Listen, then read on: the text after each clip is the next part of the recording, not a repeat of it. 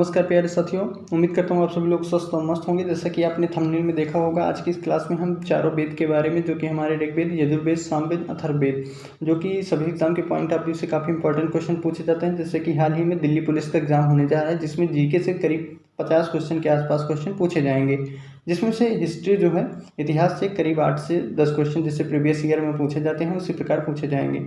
उन सभी में से वेद जो टॉपिक है आपका, 4 वेद, इनमें से काफ़ी अच्छे क्वेश्चन पूछे जाएंगे, एक ना एक क्वेश्चन जरूर पूछा जाएगा। तो आज की इस क्लास में हम वेद से रिलेटेड जितने भी इंपॉर्टेंट क्वेश्चन पूछे जा सकते हैं एग्जाम के पॉइंट ऑफ व्यू से, उन सभी क्वेश्चनों को इस एक ही क्लास में हम कवर करेंगे। इसी प्रकार से हम क्लासेज लाएंगे, जिसमें हर एक क्लास में हर एक टॉपिक, जैसे वेद हो गया, उसके बाद जो अलग अलग टॉपिक्स होते हैं उन सभी टॉपिक्स को एक एक क्लास में कवर कर लेंगे एमसीक्यू टाइप क्वेश्चन से। तो बिना किसी देरी के हम अपनी क्लास शुरू करते हैं। उसके पहले अगर आप चैनल पर नए हैं तो जरूर चैनल को। तो देखते हैं हमारे सामने जैसे पहला क्वेश्चन दिया गया है, वेद किसी प्रकार के धर्म ग्रंथ हैं। तो इसको जानने से पहले हम जान लेते हैं वेद क्या है। वेद वह है जो अपने समय के ज्ञान जो था उसका संग्रह करके एक बनाया गया, संकलन किया गया उसको, उसी को वेद कहते हैं। ठीक है, वेद कभी भी अगर पूछा जाए किसने लिखा है, तो वेद किसी ने नहीं लिखा है। वेद अलग अलग जगह से अलग अलग जो ज्ञान की बातें थी, अलग अलग जहाँ पे लिखा गया था, उन सभी को संग्रह कर कर बनाया गया। इसे अपौरुषेय भी कहते हैं। ठीक है, इसका संकलन किया गया, अलग अलग ऋषियों द्वारा अलग अलग वेदों का संकलन किया गया, जो कि हम आगे देखेंगे कि जैसे ऋग्वेद का संकलन महर्षि कृष्ण द्वैपायन वेद व्यास जी द्वारा किया गया था, और यजुर्वेद, सामवेद, अथर्ववेद, इन सभी का अलग अलग ऋषियों के द्वारा इसका संकलन किया गया था। तो यहाँ से एक डाउट हमारा क्लियर हो जाएगा कि वेदों को किसी ने लिखा नहीं है, वेदों का क्या किया गया है, संकलन किया गया है। ठीक है, वेदों का क्या किया गया है, संकलन किया गया है। यहाँ पे हम पहला क्वेश्चन देखेंगे, वेद किस प्रकार के धर्म ग्रंथ है, जैन, हिंदू, इस्लाम या सिख। तो इसका राइट आंसर क्या हो जाएगा, वेद जो है वो हिंदू धर्म ग्रंथ है। ऑप्शन नंबर 20 का क्या हो गया, बिल्कुल राइट आंसर हो गया। अगला क्वेश्चन हम देखेंगे इसी प्रकार, वेदों की कुल प्रमुख शाखाएं कितनी हैं। वेदों की कुल कितनी प्रमुख शाखाएं हैं, तो कौन कौन सी हैं, 4 वेद हैं पहले।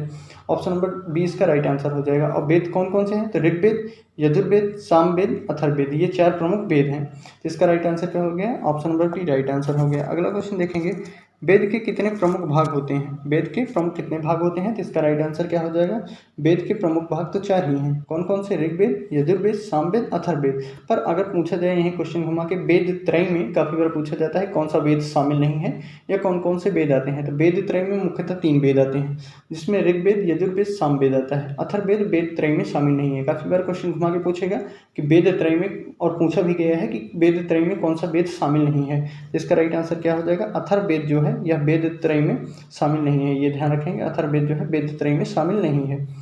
अगला क्वेश्चन देख लेंगे हमारा इसी प्रकार दिया गया है, वेदों में कौन कौन से जीवों के बारे में उल्लेख किया गया है। मनुष्यों के बारे में, देवताओं के बारे में, पशुओं के बारे में, सभी वर्गों के जीवों के बारे में। तो इसका राइट आंसर क्या हो जाएगा, वेदों में सभी वर्गों के जीवों के बारे में उल्लेख किया गया है। ऑप्शन नंबर 4 इसका बिल्कुल राइट आंसर हो जाएगा। अब इसी प्रकार अगला क्वेश्चन देखेंगे, दिया गया है वेदों के लेखक किसके रूप में जाने जाते हैं। ठीक है, यहाँ पे टाइपिंग मिल रहा है, यहाँ पे होगा वेदों के लेखक किसके रूप में जाने जाते हैं। तो इसका राइट आंसर क्या हो जाएगा, ऋषियों के रूप में, देवताओं के रूप में, गुरुओं के रूप में या कवियों के रूप में। तो इसका राइट आंसर क्या हो जाएगा, वेदों के जो लेखक थे उन्हें हम ऋषियों के रूप में जानते हैं। ऑप्शन नंबर 1 जो है इसका बिल्कुल राइट आंसर हो जाएगा। क्या हो गया, ऑप्शन नंबर 1 इसका राइट। अब अगला क्वेश्चन हम देख लेते हैं इसी प्रकार, दिया गया है वेद त्रय में, यहाँ पे थोड़ा टाइपिंग मिरर है, देखेंगे वेद त्रय में कितने मुख्य वेद शामिल हैं। जिसका राइट आंसर क्या हो जाएगा, वेद त्रय में 3 वेद शामिल हैं, ऋग्वेद, यजुर्वेद, सामवेद, अथर्ववेद। सॉरी, ऋग्वेद, यजुर्वेद, सामवेद, ये वेद त्रय में शामिल है। अथर्ववेद जो है वेद त्रय में शामिल नहीं है। इसका राइट आंसर क्या हो गया, ऑप्शन नंबर 3, वेद त्रय में 3 वेद शामिल हैं। वेदों के अनुसार किस देवता को सृष्टि का पिता माना जाता है, विष्णु, ब्रह्मा, शिव, इंद्र। तो इसका राइट आंसर क्या हो जाएगा, ब्रह्मा को। वेदों के अनुसार ब्रह्मा को सृष्टि का पिता माना जाता है। ऑप्शन नंबर 20 का राइट आंसर हो गया। सामवेद के संकलनकर्ता कौन है। जैसे हमने आपको बताया था, वेद लिखा नहीं गया है, वेदों का संकलन किया गया है, अलग अलग ऋषियों ने अलग अलग वेदों का संकलन किया गया है। ठीक है, तो यहाँ पे सामवेद का संकलन किस ऋषि द्वारा किया गया है, तो इसका राइट आंसर क्या हो जाएगा, वाल्मीकि, भरत मुनि, अगस्त्य या ब्रह्मा। तो इसका राइट आंसर क्या हो जाएगा, ऑप्शन नंबर बी, भरत मुनि के द्वारा सामवेद का संकलन किया गया है। अगर यहीं पे पूछ लिया जाए कि ऋग्वेद का संकलन किस मुनि द्वारा किया गया है, तो महर्षि कृष्ण द्वैपायन वेद व्यास द्वारा ऋग्वेद का संकलन किया गया है, और सामवेद का भरत मुनि के द्वारा किया गया है। अथर्ववेद और बचे यजुर्वेद, इन दोनों वेदों का संकलन किसके द्वारा किया गया है, तो ऋषि विश्वामित्र द्वारा ये अथर्ववेद और यजुर्वेद। ठीक है, अथर्ववेद और विश्वामित्र द्वारा अथर्ववेद और यजुर्वेद का संकलन किया गया है, और व्यास के द्वारा ऋग्वेद का और भरत मुनि के द्वारा सामवेद का संकलन किया गया है। आगे देख लेंगे, दिया गया है वेदों में किस ऋषि के द्वारा ऋग्वेद का संकलन किया गया है। यहाँ पे पूछ ही लिया गया है क्वेश्चन, क्या हो जाएगा, महर्षि कृष्णद्वैपायन वेद व्यास जी द्वारा ऋग्वेद का संकलन किया गया है। ठीक है, महर्षि कृष्णद्वैपायन वेद व्यास द्वारा ऋग्वेद का संकलन किया गया है। और हमने ऊपर देखा था कि यजुर्वेद और अथर्ववेद का संकलन विश्वामित्र द्वारा किया गया है। अगला क्वेश्चन अब देखेंगे, दिया गया है वेदों में किस देवी को ज्ञान की प्रतिनिधि माना जाता है। तो इसका राइट आंसर क्या होगा, लक्ष्मी, पार्वती, दुर्गा। तो इसका राइट आंसर सरस्वती हो जाएगा। ऑप्शन नंबर 1 बिल्कुल राइट आंसर हो जाएगा। क्वेश्चन हम देख लेंगे, दिया गया है अगला क्वेश्चन, ऋग्वेद का उपवेद क्या है। उपवेद क्या होता है, सिंपल तरीके से हम जान लेते हैं, जो कि हमारे 4 वेद हैं, ऋग्वेद, यजुर्वेद, सामवेद, अथर्ववेद। इन सभी को आसान तरीके से सरल भाषा में जो पढ़ने के लिए वेद बनाया गया है, इन सभी को तोड़कर आसान तरीके से पढ़ा जा सके, उन सभी को उपवेद कहते हैं। तो चारों वेद के 4 उपवेद बनाए गए हैं। तो यहाँ पे ऋग्वेद का उपवेद क्या है, आयुर्वेद है। तो इसका राइट आंसर क्या हो जाएगा, ऑप्शन नंबर 1 बिल्कुल इसका राइट आंसर हो जाएगा। यहाँ पे सामवेद का उपवेद क्या हो जाएगा, तो सामवेद का उपवेद गंधर्ववेद हो जाएगा। अथर्ववेद होता ही है। धनुर्वेद किसका उपवेद है, तो यजुर्वेद का। ठीक है, धनुर्वेद यजुर्वेद का उपवेद है। उसके बाद सामवेद का उपवेद क्या है, तो यहाँ पे गंधर्ववेद है। ऋग्वेद का उपवेद क्या है, तो आयुर्वेद है। तो अथर्ववेद का उपवेद क्या है, तो इसका राइट आंसर क्या हो जाएगा, शिल्पवेद। ठीक है, ये ध्यान रखेंगे, शिल्पवेद जो है वो अथर्ववेद का उपवेद है। तो यहाँ पे चारों वेद के उपवेद हमने देख लिया है। चारों वेद के उपवेद कौन कौन से हैं यहाँ पे, तो ऋग्वेद का आयुर्वेद हो गया, सामवेद का गंधर्ववेद हो गया, अथर्ववेद का शिल्पवेद हो गया, उसके बाद यजुर्वेद का धनुर्वेद हो गया। ये सभी ऋग्वेद के सभी चारों वेद के उपवेद यहाँ पे हमने देख लिया। अगला क्वेश्चन देखेंगे, वेदों के लेखक किसे कहा जाता है। ये ऊपर वाला क्वेश्चन रिपीट हो गया है, तो इसका राइट आंसर क्या हो जाएगा, ऋषियों को वेदों का लेखक कहा जाता है। वेदों का मुख्य विषय क्या था, योग तप था, गीता और धर्म था, ज्योतिष और गणित थी, पूजा और यज्ञ था। तो यहाँ पे ऑप्शन के हिसाब से बताना है हमको। तो वेदों का मुख्य विषय क्या था, योग और तप था। ऑप्शन नंबर क्या हो गया, 1 जो है ये इसका राइट आंसर हो गया। अगला क्वेश्चन देखेंगे, वेदों का सबसे पुराना और प्रमुख वेद कौन सा है। वेदों में सबसे पुराना वेद कौन सा है, ऋग्वेद, सामवेद, यजुर्वेद या गंधर्ववेद। इसका राइट आंसर क्या हो जाएगा, वेदों का सबसे पुराना वेद कौन सा है, ऑप्शन नंबर 1 बिल्कुल इसका राइट आंसर हो जाएगा। ऋग्वेद जो है यह वेदों में सबसे पुराना वेद माना जाता है, जो कि आर्य के समय में माना जाता है। यहाँ पे अगला क्वेश्चन दिया गया है, वेदों में कौन सा देवता हवा का देवता कहा जाता है, इंद्र, अग्नि, वायु या वरुण। इसका राइट आंसर क्या हो जाएगा, वायु के कहा जाता है। ऑप्शन नंबर सी इसका राइट आंसर हो गया। कौन सा वेद गद्य और पद्य दोनों में लिखा गया है, ऋग्वेद, सामवेद, यजुर्वेद या आयुर्वेद। इसका राइट आंसर क्या हो जाएगा, कौन सा वेद गद्य और पद्य में दोनों में लिखा गया है। पहले हम जान लेते हैं, जो भी वेद गद्य और पद्य में दोनों में लिखा जाता है उसे हम क्या कहते हैं, तो उसे चंपू काव्य भी कहा जाता है। ठीक है, ये भी ध्यान रखेंगे, काफ़ी बार पूछा जाता है चंपू काव्य किसे कहा जाता है। तो चंपू काव्य जो भी गद्य और पद्य में दोनों में लिखा होता है उसे हम चंपू काव्य भी कहते हैं। गद्य और पद्य में दोनों में लिखा होगा तो उसे क्या कहेंगे, हम चंपू काव्य में कहेंगे। तो कौन सा वेद है जो चंपू काव्य में लिखा गया है या गद्य और पद्य दोनों में लिखा गया है, तो इसका राइट आंसर क्या हो जाएगा, यजुर्वेद। ऑप्शन नंबर सी बिल्कुल इसका राइट आंसर हो जाएगा। यजुर्वेद जो है वो गद्य और पद्य दोनों में लिखा गया है। अगला क्वेश्चन देख लेंगे, वेदों के अनुसार किसे ऋषि कहा जाता है, ज्ञानी व्यक्ति को, योगी को, संत को या किंवदंती को। इसका राइट आंसर क्या हो जाएगा, यहाँ पे 17 में हमको ऑप्शन के हिसाब से बताना है, तो जो योगी उचित हो जाएगा यहाँ पे। ठीक है, योगी जो विकल्प है यह उचित होगा, इसे ऋषि कहा जाता है। अगला क्वेश्चन देखेंगे, वेदों में किसे प्राण वायु कहा जाता है, वायु, अग्नि, विद्युत या अक्षर। तो ऑप्शन नंबर 1 इसका बिल्कुल राइट आंसर हो जाएगा। अगला क्वेश्चन देखेंगे, दिया गया है ऋग्वेद किस युग में लिखा गया, त्रेता युग, द्वापर युग, कलयुग या सतयुग। इसका राइट आंसर क्या हो जाएगा, ऑप्शन नंबर बी द्वापर युग हो जाएगा, बिल्कुल इसका राइट आंसर हो जाएगा। ऋग्वेद किस भाषा में लिखा गया है, संस्कृत, पाली, प्राकृतिक या अर्धमागधी। तो इसका राइट आंसर क्या हो जाएगा, वेद जो हमारे वैदिक संस्कृत भाषा में लिखा गया है। तो इसका राइट आंसर ऑप्शन नंबर 1 हो गया, संस्कृत में लिखा गया है। ऋग्वेद में कितने मंडल होते हैं, ऋग्वेद में कितने मंडल हैं यहाँ पे बताना है। तो यहाँ पे सिंपल हम पहले जान लेंगे, ऋग्वेद में टोटल हमारे हमने देखा कितना है, वेद जो है 4 होते हैं। एक होता है वेदांग होता है। ठीक है, वेद क्या है, वेद टोटल हमारे 4 हैं। वेदांग कितने हैं हमारे 6 हैं, ठीक है। वेदांग कितने हैं, वेदांग 6 हैं। पहले हमको यहाँ पे बताना है ऋग्वेद में मंडल कितने हैं, तो इसका राइट आंसर क्या हो जाएगा, ऋग्वेद में टोटल 10 मंडल हैं। ऑप्शन नंबर सी इसका बिल्कुल राइट आंसर हो जाएगा।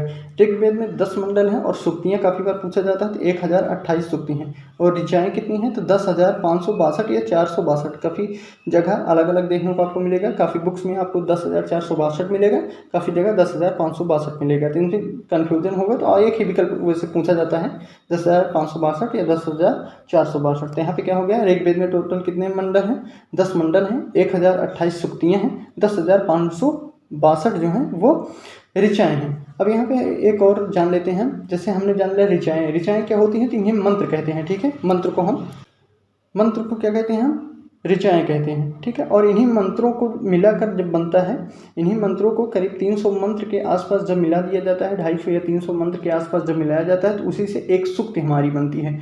और सूक्तों को मिलाकर अष्टक बोलते हैं या उसे मंडल बोलते हैं, बनता है। और मंडलों को मिलाकर हमारा क्या बनता है, वालखिल्य बनता है। इसी प्रकार ऋग्वेद में समथिंग 1.5 लाख शब्द यहाँ पे लिखे गए हैं, ठीक है, 1.5 लाख शब्द लिखे गए हैं। और यहाँ पे एक और समझ लेंगे, ऋग्वेद के जो पढ़ता है इसे क्या कहते हैं, इसे होर्तु भी कहते हैं, ठीक है। क्या कहते हैं, तो इसे होर्तु भी कहते हैं, ऋग्वेद को पढ़ने वाले को होर्तु भी कहते हैं। आगे देखेंगे ऋग्वेद में कितनी सूक्तियाँ हैं, तो अभी हमने ऊपर देखा था ऋग्वेद में टोटल कितनी सूक्तियाँ हैं, 1028 सूक्तियाँ हैं। और सूक्तियाँ किससे बनी थी, मंत्रों से बनी थी, ये ध्यान रखेंगे, सूक्तियाँ मंत्रों से बनी थी। कितनी सूक्तियाँ हैं, 1028 सूक्तियाँ हैं। ऋग्वेद में इंद्र देवता का मंत्र कितनी बार प्रयोग किया गया है, ऋग्वेद में इंद्र देवता का मंत्र जो है वो कितनी बार प्रयोग किया गया है, 33, 108 या 250 या अनगिनत। तो इसका राइट आंसर क्या हो जाएगा, ऋग्वेद में इंद्र के लिए 250 बार मंत्रों का प्रयोग किया गया है। ऋग्वेद के किस मंडल में पुरुषसूक्त का वर्णन किया गया है, ऋग्वेद के किस मंडल में पुरुषसूक्त का वर्णन किया गया है, 7वें, तीसरे, 10वें या 9वें मंडल में। तो इसका राइट आंसर क्या हो जाएगा, 10वें मंडल में। ऑप्शन नंबर सी जो है इसका बिल्कुल राइट आंसर हो जाएगा। ऋग्वेद में 10वें मंडल में जो है वो पुरुषसूक्त का वर्णन किया गया है। पुरुषसूक्त में क्या है, इसमें 4 वर्गों में मनुष्य जगत को बांटा गया है, ठीक है, ये ध्यान रखेंगे, जिसे हम चतुर्वर्ण व्यवस्था भी कहते हैं, ठीक है, चतुर्वर्ण व्यवस्था भी कहते हैं। इसमें हमने 4 प्रकार से मनुष्य को बांटा हुआ है, ठीक है, जिसमें ब्राह्मण, क्षत्रिय, वैश्य और शूद्र आते हैं। यहाँ पे कहा गया है कि जब चतुर्वर्ण व्यवस्था जो है इसमें 4 वर्गों में जिसमें बांटा गया है, तो पुरुषसूक्त भगवान के जब इसमें कहा गया है कि जो शिक्षा देता है या लेता है उसे क्या कहते हैं, ब्राह्मण कहते हैं। और जो रक्षा करता है उसे क्षत्रिय कहा जाता है, जो व्यापार करता है उसे वैश्य कहा जाता है, और जो कामकाज करता है या मेहनती होता है उसे शूद्र कहा जाता है। इस प्रकार 4 कर्मों में मनुष्य को बांटा गया है। टोटल क्या हो गया, पुरुषोक्त में मनुष्य को 4 कर्मों में बांटा गया है, ब्राह्मण, क्षत्रिय, वैश्य और शूद्र। इसमें पुरुषोक्त में उनके कर्मों के आधार पर उन्हें बांटा गया है। तो ठीक है, इसमें टोटल किस मंडल में पुरुषोक्त दिया गया है, तो यह 10वें मंडल में पुरुषोक्त के बारे में कहा गया है। अगला क्वेश्चन देख लेंगे, किस वेद के ब्राह्मण को तैत्तिरीय या शतपथ ब्राह्मण कहा गया है। इसमें हमको बताना है किस वेद के ब्राह्मण को तैत्तिरीय या शतपथ ब्राह्मण कहा जाता है। तो इसका राइट आंसर क्या हो जाएगा, यजुर्वेद। यजुर्वेद के ब्राह्मण को हम तैत्तिरीय या शतपथ ब्राह्मण कहा गया है यहाँ पे, ठीक है। इसका राइट आंसर क्या हो जाएगा, यजुर्वेद। ऑप्शन नंबर 20 का राइट आंसर हो गया। अगला क्वेश्चन देखेंगे, ऋग्वेद का प्रमुख विषय क्या है, युद्ध और युद्ध कला, वाणी और सभ्यता, तपस्या और व्रत, मंत्र और भगवान। तो इसमें ऑप्शन के हिसाब से क्या हो जाएगा, ऑप्शन नंबर डी इसका राइट आंसर हो जाएगा। ऋग्वेद में क्या है, मंत्र और भगवान है। यजुर्वेद में क्या है हमारा, यजुर्वेद में यज्ञों के बारे में बताया गया है, कर्मकांड के बारे में बताया गया है। सामवेद में किसके बारे में बताया है, तो संगीत के बारे में बताया गया है। सबसे पहले अगर काफ़ी बार पूछा जाए, यहाँ पे एक डीप पॉइंट समझेंगे। सबसे पहले अगर स्वर का प्रयोग कहाँ किया गया था, तो सामवेद में किया गया था। और सामवेद को जो पढ़ता है, जैसे यजुर्वेद को पढ़ने वाले को हमने क्या कहा था, उसे होर्तु कहा जाता है, ठीक है, होर्तु कहा जाता है। उसी प्रकार सामवेद को जो पढ़ता है उसे क्या कहते हैं, उद्रत कहते हैं, ठीक है, ये ध्यान रखेंगे, उद्रत या उद्रात भी कहते हैं, ठीक है, उद्रात भी कहते हैं। इसे उद्गत भी कह सकते हैं, ठीक है, उद्गत भी कहते हैं, ये भी ध्यान रखेंगे। अगला क्वेश्चन देखेंगे, ऋग्वेद के किस मंडल में सूर्य सूक्त होता है, सूर्य सूक्त बताना है। तो ऋग्वेद के जो प्रथम मंडल है उसमें प्रथम जो सूक्ति है उसे क्या कहते हैं, उसे सूर्य सूक्त कहा गया है। तो इसका राइट आंसर क्या हो जाएगा, प्रथम मंडल के प्रथम सूक्त में ही सूर्य सूक्त है, ठीक है। ये ऋग्वेद के किस मंडल में सूर्य सूक्त है, तो ऋग्वेद के प्रथम मंडल में प्रथम सूक्त जो है वह सूर्य सूक्त है। हमने सूक्त ऊपर समझा था, सूक्त क्या है, जो मंत्रों को करीब 250 या 300 मंत्रों को एकत्रित कर दिया जाता है तो एक सूक्त बनता है, ठीक है। टोटल कितनी सूक्तियाँ थी, 1028 सूक्तियाँ थी। अगला देखेंगे, औषधियों का उल्लेख किस वेद में दिया गया है? किस वेद में औषधियों का उल्लेख किया गया है? तो इसका राइट आंसर क्या हो जाएगा? यजुर्वेद, सामवेद, ऋग्वेद या अथर्ववेद? तो इसका राइट आंसर क्या हो जाएगा? अथर्ववेद। इसी में हमें जादू टोना टोटका के बारे में बताया गया है, इसी में कृषि के बारे में बताया गया है, इसी में कीट मकोड़ों के बारे में बताया गया है, इसी में औषधियों के बारे में भी बताया गया है। तो इसका राइट आंसर क्या हो गया? अथर्ववेद हो गया। इसका उपवेद हमने ऊपर देखा था क्या होता है? अथर्ववेद का उपवेद क्या होता है? शिल्पवेद होता है। काफ़ी वेद हो गए, तो यहाँ पे उपवेद अगर याद करने में आपको आसानी से याद नहीं होगा क्योंकि काफ़ी हो गया। अभी आप पहली बार देख रहे हैं, 2-3 बार देखेंगे तो याद हो जाएगा। कैसे याद करें? ऋग्वेद का आयुर्वेद हो गया, सामवेद का क्या हो गया? गंधर्ववेद हो गया, यजुर्वेद का क्या हो गया? धनुर्वेद हो गया, उसके बाद अथर्ववेद का क्या हो गया? तो शिल्पवेद हो गया। इसका राइट आंसर शिल्पवेद हो गया। यहाँ पे इस क्वेश्चन का राइट आंसर क्या हो जाएगा? औषधियों का उल्लेख किसमें है? अथर्ववेद में है। जादू टोने टोटके का, कृषि का उल्लेख भी काफ़ी बार पूछा जाता है, तो अथर्ववेद में किया गया है। अगला क्वेश्चन देख लेंगे, वेदों का सबसे नया संग्रहण कौन सा है? तो इसका राइट आंसर क्या हो जाएगा? यहाँ पे बताना है कि सबसे नया वेद कौन सा है। यजुर्वेद, सामवेद, ऋग्वेद, अथर्ववेद। तो इसका राइट आंसर क्या हो जाएगा? सबसे नया वेद जो है वह अथर्ववेद है, और सबसे पुराना वेद अगर पूछा जाए तो ऋग्वेद है। ठीक है, सबसे नया वेद क्या हो गया? अथर्ववेद। यह वेद वेदत्रय में कौन सा वेद शामिल नहीं है? तो अथर्ववेद ही वेदत्रय में शामिल नहीं है, ये भी ध्यान रखेंगे। अगला क्वेश्चन देखेंगे, वेद में कौन सा वेद ज्योतिष विज्ञान को समर्पित है? तो इसका राइट आंसर क्या हो जाएगा? ऋग्वेद, अथर्ववेद, सामवेद या यजुर्वेद? इसका राइट आंसर क्या हो गया? कौन सा वेद ज्योतिष विज्ञान को समर्पित है? तो इसका राइट आंसर यहाँ पे क्या हो जाएगा हमारा? इसका राइट आंसर हो जाएगा ऑप्शन नंबर बी हो जाएगा, अथर्ववेद। ठीक है, अथर्ववेद जो है यह ज्योतिष विज्ञान को समर्पित है। काफ़ी बार पूछा जाएगा कृषि विज्ञान को कौन सा समर्पित है, या कौन सा वेद समर्पित है? सिर्फ कृषि अकेले लिख सकता है, कृषि भी लिख सकता है, कृषि विज्ञान भी, भूत पिशाच भी लिख सकता है, भूत पिशाच भी लिख सकता है। उसके बाद आपको पूछ सकता है औषधियों के बारे में, जैसे ऊपर पूछा था, औषधियों के बारे में किस वेद में बताया गया है? तो कृषि, भूत पिशाच, औषधि के बारे में और ज्योतिष विज्ञान के बारे में किस में बताया गया है? अथर्ववेद में बताया गया है। ऑप्शन नंबर 20 का राइट आंसर हो गया। वेदों के शिक्षानुयायी को क्या कहा जाता है? वैश्य, पुरोहित, क्षत्रिय या ब्राह्मण? तो इसमें क्या होगा? वेदों में जो शिक्षानुयायी थे, मतलब जो शिक्षा, हमने आपको देखा था ऋग्वेद में 10वें मंडल में पुरुषोक्त था, जिसमें मनुष्य जाति को उनके कर्मों के आधार पर 4 आधार में बांटा गया था, जिसमें ब्राह्मण, क्षत्रिय, वैश्य और शूद्र थे। ब्राह्मण कौन थे? जो शिक्षा को लेते थे और शिक्षा देते थे। तो शिक्षा अनुयायी क्या हो गया? इसका राइट आंसर ऑप्शन नंबर 4 हो गया, ब्राह्मण। शिक्षा अनुयायी को क्या कहा जाता था? ब्राह्मण कहा जाता था। क्षत्रिय किसे कहा जाता था? तो जो रक्षा करते थे उन्हें क्षत्रिय कहा जाता था। पुरोहित नहीं कहा जाता था यहाँ पे वैश्य किसे कहा जाता था? जो व्यापार करते थे, और जो काम काज करते थे उन्हें शूद्र कहा जाता था। उनके कर्म के आधार पर 4 वर्णों में उन्हें बांटा गया था। अगला क्वेश्चन देखेंगे, वेदों के बाहर कितने उपवेद हैं? वेदों के बाहर कितने उपवेद हैं? तो वेद 4 हैं, उन सभी के हमने बताया था। उपवेद क्या होता है? वेदों को आसान तरीके से पढ़ने के लिए जो उसका एक रूप तैयार किया जाता है उसे उपवेद कहते हैं। 4 वेद हैं, ऋग्वेद, यजुर्वेद, सामवेद, अथर्ववेद। इन सभी के 4 उपवेद भी हैं। तो इसका राइट आंसर क्या हो गया? ऑप्शन नंबर बी हो गया, 4 उपवेद हैं। और चारों उपवेद कौन कौन से हैं? ऋग्वेद का यजुर्वेद हो गया, सामवेद का गंधर्ववेद हो गया, यजुर्वेद का धनुर्वेद हो गया, और अथर्ववेद का कौन सा वेद हो गया? तो अथर्ववेद का शिल्पवेद हो गया। ये चारों वेद के 4 उपवेद हो गए। वेदों के उपवेदों में एक है, यहाँ पे बताना है हमको, 4 ऑप्शन दिया गया है। यहाँ पे हमको बताना है कि कौन सा एक उपवेद जो है वह वेदों का उपवेद है। आयुर्वेद, युद्धवेद, धन्यवेद या गोवेद? तो यहाँ पे सिंपल हमने देखा अभी ऊपर, कोई ये तीनों वेद तो हैं ही नहीं, आयुर्वेद हो जाएगा। आयुर्वेद किसका उपवेद हो गया? यह ऋग्वेद को हो गया। ये भी ध्यान देते चलेंगे, किसका वेद हो गया? यह ऋग्वेद का उपवेद क्या हो गया? आयुर्वेद हो गया। अगला देखेंगे, वेदों में अग्नि देवता का मंत्र कितनी बार है? 100 बार, 200 बार, 250 बार या 50 बार? तो इसका राइट आंसर क्या हो जाएगा? वेदों में अग्नि देवता के लिए जो मंत्रों का उल्लेख किया गया है वो टोटल 200 बार। अग्नि देवता के लिए कितनी बार मंत्रों का उल्लेख किया गया है? तो 200 बार। और 100 बार किसका उल्लेख किया गया है? तो विष्णु देवता के मंत्रों का उल्लेख कितनी बार किया गया है? 100 बार किया गया है। अग्नि देवता का 200 बार किया गया है, इंद्र देवता का 250 बार किया गया है, और सरस्वती नदी के बारे में 50 बार किया गया है। ये भी ध्यान रखेंगे।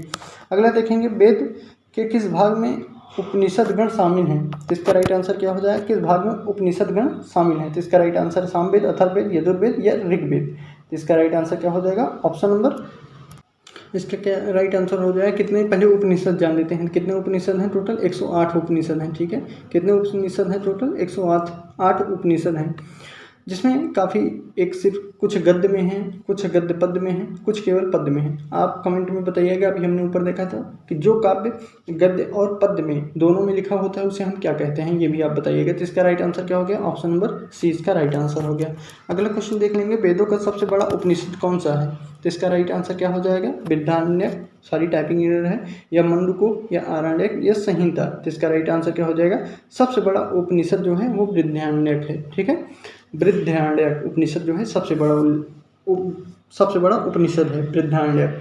इसी में ही पूछा जाता है कि तमसोमा ज्योतिर्गमय जो है किस उपनिषद में कहा गया है? तो यह बृहदारण्यक उपनिषद में कहा गया है। ओम शब्द का सबसे प्रथम प्रयोग किस में किया गया है? तो यह भी बृहदारण्यक उपनिषद में किया गया है। ठीक है, और सबसे छोटा उपनिषद अगर पूछ लिया जाए तो मंडूकोपनिषद है। इसी में से ही मंडूकोपनिषद से ही हमने क्या लिया है? यहाँ पे सबसे बड़ा क्या हो गया उपनिषद? बृहदारण्यक हो गया। छोटा क्या हो गया? मुंडकोपनिषद हो गया। और इसमें से सबसे बड़ा क्या हो गया? बृहदारण्यक हो गया। ओम शब्द का सबसे पहली बार प्रयोग किस उपनिषद में किया गया है? तो बृहदारण्यक उपनिषद में किया गया है। उसके बाद तमसोमा ज्योतिर्गमय का प्रयोग किस उपनिषद में है? या बृहदारण्यक उपनिषद में है। सबसे छोटा मुंडकोपनिषद हो गया। इसी में सत्यमेव जयते हमने लिया है। सत्यमेव जयते पूछा जाता है किस उपनिषद से लिया गया है? या मुंडकोपनिषद से लिया गया है। सबसे छोटा यह उपनिषद है। अगला क्वेश्चन हम देख लेंगे।